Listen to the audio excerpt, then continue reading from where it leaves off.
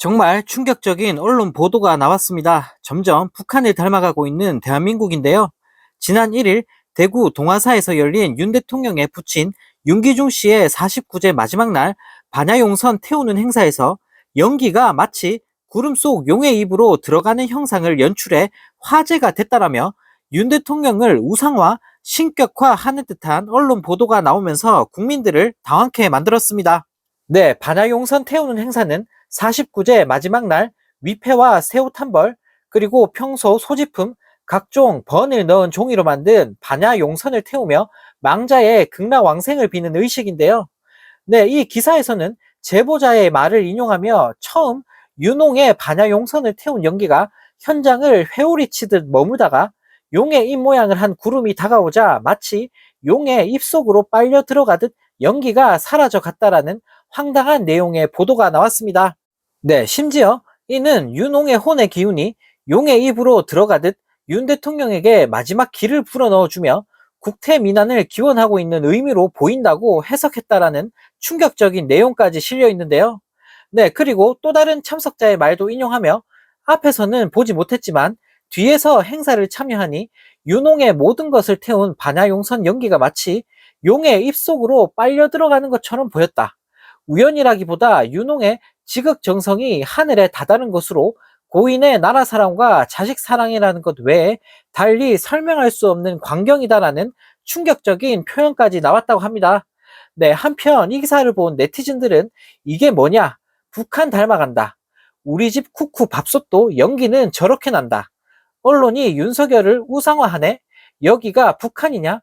이거 완전 공산국가다. 좀 있으면 윤석열 아래서 태어났다 하겠다라는 댓글을 달며 조롱을 했다고 합니다. 네, 정말 어이가 없습니다. 중립성과 객관성을 갖고 권력을 감시해야 할 언론이 윤비어 첨가를 외쳐대고 있으니 너무나 기가 찬 상황입니다. 이런 가운데 윤석열 정부 출범 이후 공공기관에 취업한 정치권 및 검찰 출신 인사가 산업통상자원부 산하 기관 기준으로만 30명이 넘는 것으로 확인이 되면서 국민들에게 큰 비판을 받고 있다고 합니다. 네, 이건 뭐 대놓고 낙하산 인사들을 곳곳에 꽂아 넣고 있는 윤 대통령인데요. 네, 앞서 윤 대통령은 대선 후보였던 2021년 10월 대통령이 되면 캠프에서 일하던 사람을 공기업 사장시키는 일은 안 할 것이라 공언한 바 있습니다. 네, 역시나 입만 열었다 하면 거짓말을 하고 있는 윤 대통령인데, 네, 본인이 한 말을 기억이나 하고 있을지 모르겠는데요. 네, 3일 국회 산업통상자원중소벤처기업위원회 소속 더불어민주당 정청래 의원이 산업부 산하 공공기관으로부터 받은 자료를 분석한 결과 윤석열 정부 출범 이후 현재까지 산업부 산하 공공기관에 취업한 정치권 검찰 출신 인사는 무려 34명에 달하는 것으로 확인됐다고 합니다. 네, 기관별로는 한국수력원자력이 5명으로 가장 많았고 한국산업기술진흥원과 한국석유공사 등이 뒤를 이었다고 하는데요. 네, 정청래 의원은 특히 지난해 기준 부채 비율이 460%에 달하는 등 극심한 경영난을 겪는 한국전력공사는 1961년 창사 이후 처음으로 대통령직 인수위원회 당시 국민통합위원회 부위원장을 지낸 정치인 출신 사장을 최근 임명했다라며 윤석열 정부를 비판했다고 합니다. 네, 지난 20일 취임식을 갖고 정식 업무를 시작한 김동철 신임 한전사장을 겨냥한 건데요. 네, 더 황당한 건 이뿐만이 아닙니다. 부채 비율이 각각 500%와 349%에 달하는 한국가스공사와 한국지역난방공사 역시 국회의원을 지내거나 윤석열 후보 대선 캠프 활동을 거친 비전문가 정치인이 사장으로 임명이 되면서 국민들을 열받게 하고 있는데요.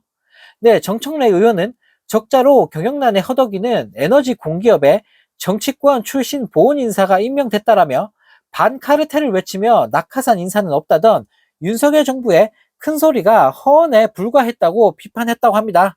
이어 현재 상당수 에너지 공기업이 자본 잠식 상태에 있는 실정이어서 전문가를 통한 경영 쇄신이 필요하다라며 공기업, 공공기관의 현실, 국민 신뢰 회복 등을 생각한다면 더 이상의 낙하산은 없어야 한다라며 윤석열 정부를 강하게 비판했다고 합니다.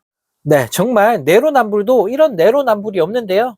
맨날 말로는 반카르텔을 외치더니 본인이 저지르는 건 착한 카르텔인가 봅니다. 네, 이런 가운데 이재명 대표를 향한 구속영장이 기각되면서 제대로 역풍을 맞고 있는 검찰이 아직도 정신을 못 차린 것 같습니다.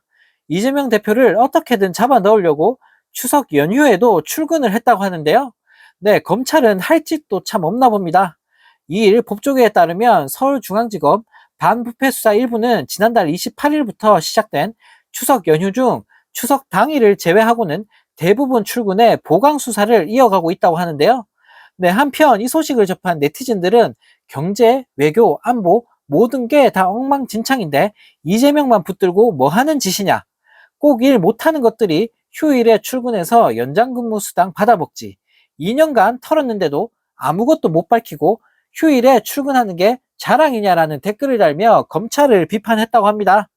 네, 정말 어이가 없습니다. 이재명 대표를 수사하는 것처럼 다른 사건에 대해서도 이렇게 열정을 갖고 일을 하면 참 좋을 텐데요.